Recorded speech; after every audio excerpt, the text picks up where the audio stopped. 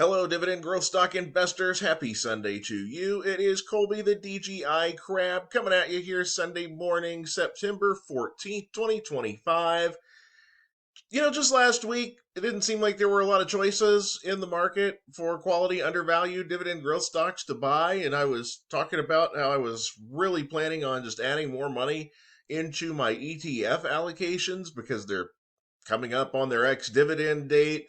Not a ton of value in the market that I'm excited about outside of a few things. And then all of a sudden this week saw some corrections. And man, for me, I've got a lot of options of things that I can throw my money at going into this week. And I tell you what, it feels pretty good. There's some familiar ones and a few new ones that have been added to the list. So we're going to jump right in and get started with this, you guys. Now, I'm not a professional financial advisor. The content of the channel should be considered primarily for entertainment. Do your own due diligence before investing. Now, this channel focuses on dividend growth stocks, a list of 60 in total, split into four categories or tiers based off of the age and timeline of the investor, which I believe is the most important metric that any dividend growth stock investor should take into consideration. My own personal strategy is as follows. This is what I do each and every week that I invest my money into the market. I start out by allocating half of my investable dollars for the week into ETF purchases that are age appropriate for my goals. That way I have automatic diversification no matter what I'm doing with my single stocks. Now that for the individual stocks I'm buying, I'm looking for the ones that are yielding 30% or more above their 4-year average yield because I'm going to be buying that yield payout, getting better bang for my buck, essentially. I'm looking for a value when I'm acquiring that passive income. Now, I do have a top 10 favorite stock list picked out of that group of 60. They're just my personal favorites that I will bend my own rules on occasion and just buy some, even if they don't seem to be particularly cheap, just because I want to make sure I have strong long-term positions in each of those 10. I remain within my personal age tier unless I see a stock in a different tier yielding 50% or more above the 4-year average yield at that point. It's a green light for anybody to invest in it because if you're looking for a long-term turnaround or current income or both, you're probably going to be in a good spot with a stock that's trading that cheap. And if there's not a viable stock in my tier, I will just, as I mentioned before, I'm going to add more to my ETFs that particular week. I'm not going to invest less and try to time the market in that particular way. So now what I'm going to do here with you guys is I'm going to jump into the spreadsheet as we do each and every week to look for where those values are. I'm going to switch it up on you a little bit this week, start out on the tab that shows my top 10 favorite dividend growth stocks. These are the ones that I will purchase kind of whenever I feel like it, to be perfectly honest with you. Sometimes I just add for the sake of adding for this particular group of 10, but I sort by the valuation tab. This is showing me the percentage off the 4-year average yield is from the current day yield. So in the case of Pepsi, the 4-year average yield is 2.93%. The current day yield is 3.96. So that is a 35% discount on the yield that you're buying, more or less. I want to buy that $5.69 per year per share of Pepsi. I want to acquire that $5.69 a year as cheap as I can. I like getting that at 143 a share, a lot more than I would like getting it at 173 a share, if you're following me there. Union Pacific and Procter and Gamble, honestly, at this point are discounted enough. I wouldn't mind adding to either one of those as well right now. I'm not looking for a huge discount on any of these 10. It's just kind of fortunate right now Pepsi's trading so cheap. Not that long ago, we were adding shares of Johnson & Johnson. If you guys have been around a few months ago, you remember we were adding shares in the high 140s, low 150s. It's recovered, so we've pumped the brakes big time on that one. We're just enjoying holding and dripping with that one now. All right, guys, so tier 1 stocks, this is that group of stocks that are designed to be kind of slow or low starting yield, really high dividend growth. That's what we're trying to get here. 1 to 2% starting yield, but well above 10% year over year. Dividend growth is what we want out of this group. There's three very clear bargain basement stocks here in this category with UNH, Nike, and Nordson. UNH has recovered a bit. Remember, this one crashed all the way down into like the mid 200s, which was just astounding. Uh, Recovered back up here to 352, but it fell so far. It's still trading at a massive discount even today with that recovery. uh, Nike keeps trying to climb out of the low $70 a share range, and then right when it gets a little momentum, it kind of gets chopped back down again. Still happy to buy Nike, you guys. I've been banging the drum on this one for a long time right now. I thought the price would have recovered a bit more at this point, but so long as they continue to be a good, solid dividend grower, which their cash flow that they have indicates to me that they should be able to continue to do decent dividend increases if they so choose. Hopefully, they're doing some share buybacks as well. But hey, that's about it for this particular group. A lot of other stuff here is just flat out overpriced, so I'm just holding and letting the dividends reinvest. Tier 2, age 31 to 41-year-old investors. This is going to be my personal tier until November when I'm going to graduate into Tier 3, the 42 to 53-year-old investors. My gosh, you guys, not only do I have 5 stocks in this group that are in that buy zone, but I also have one of my top 10 favorite dividend growth stocks in Union Pacific trading at a 15% discount, which is also very juicy. I've been keeping an eye on Union Pacific, and they're kind of getting a little bit lower, a little bit lower. It's starting to get pretty juicy for me. Also, though, you got to look at Target. The yield is darn near ready to hit 5%. My gosh, there are no breaks for Target right now.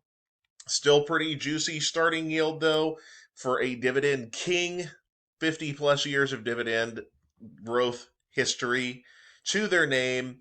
American States Water, fantastic deal. 2.76% starting yield.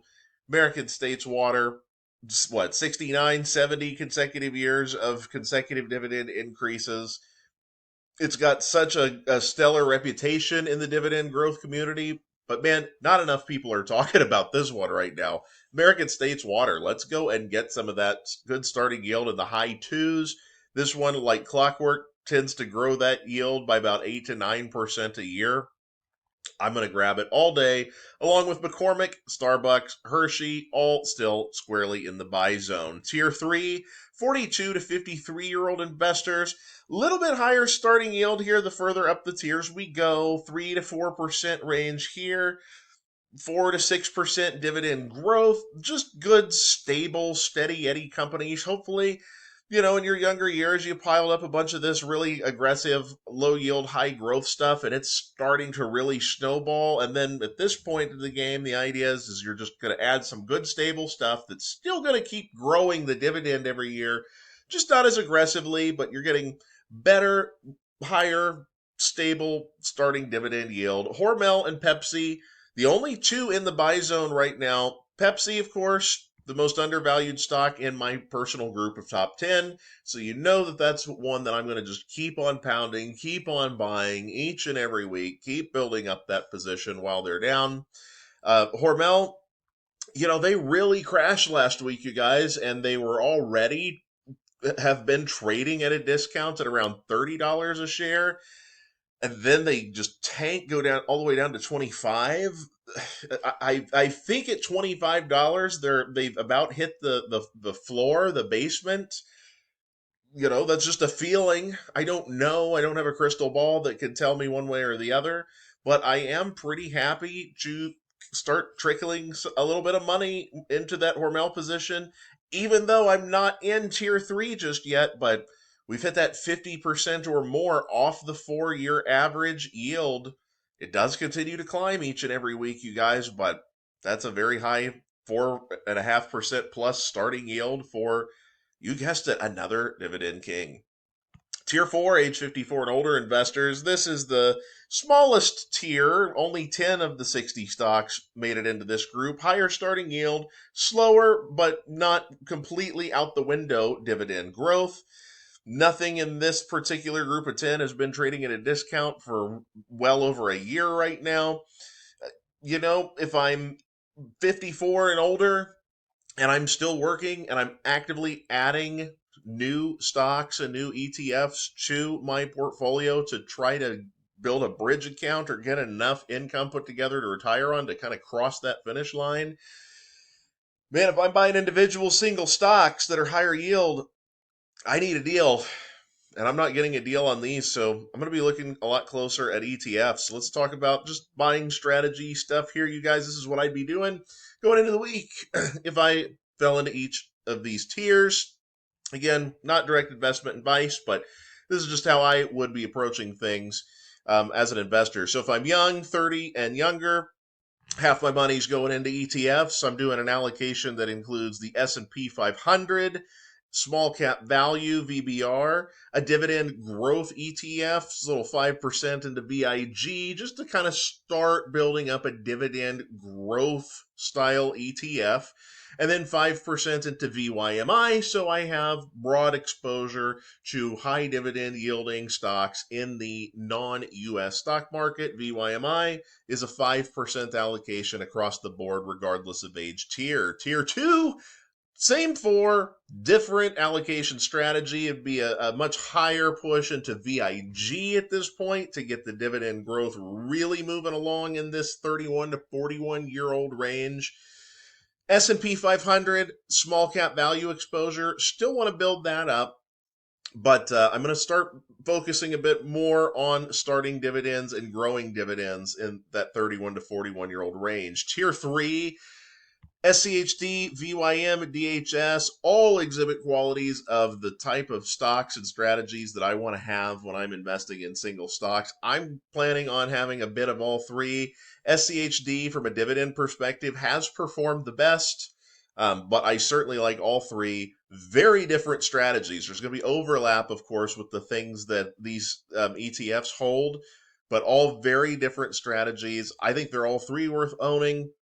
Or you could just do one allocation into the one you like the most. Nothing wrong with that either. Tier 4, I've got multiple videos on the subject of Tier 4 ETFs. I have selected a total of 10 ETFs, but my plan at 54 and older, I'm going to just be allocating 5% across the board to all of them. These are all options or ETF options that are designed to give you higher yield, a lot of monthly paying stuff in here, a lot of stuff that's not necessarily stocks. You're going to have like SPHY, which is going to give you some high yield bond exposure, PFFA, an ETF that collects up a bunch of preferred shares, high yielding instruments, kind of stable and dull, not a lot of growth, but it churns out a monthly yield. Not something that you're probably going to hold in your portfolio in general, just individual preferred shares, unless that's your thing. It's not mine, but a lot of good stuff in here that your options based stuff like IYRI, BTCI, Devo, JEPQ, SPY-I, all this stuff pays monthly. Good solid monthly yields that should be stable, if not growing. At the very least, I think they'll be pretty stable and not be decreasing yields. So a lot of different avenues and strategies that'll be bringing in that money every single month. And for the tier 4 folks, as we go down into the actual stocks themselves, I'd be just doubling down on all of those ETFs. There's nothing in that tier 4 category, once again, that looks viable to me. I don't double down on the international investment. I'd keep that at 5%, which means I've invested 95% of my money for the week. Where does the other 5% go? I'm going to pick Target again for this particular week. The beginning yield is just a sliver below 5%, and that's kind of what you want when you're in that 54 and older range. So you've got some growth potential there when you're adding a little bit into Target, but I just keep pounding those ETFs. For the rest of you, here is just kind of the orientation. So for tier 1, UNH and Nike are going to be my top priorities, the most undervalued stocks in my tier. Pepsi, top 10 favorite. Nordson, undervalued in my tier. Target and Hormel, 50% or more undervalued outside of my tier. I've got loads of options at tier 2: Target, Pepsi, AWR, McCormick, Starbucks, Hershey, UNH, Nike, Hormel, UNP, all positions that I kind of want to hit this week. So, going to be probably throwing a lot of small dollar investments at a lot of different things this week, you guys. That's just my plan. What are you going to do? Let me know down in the comments below.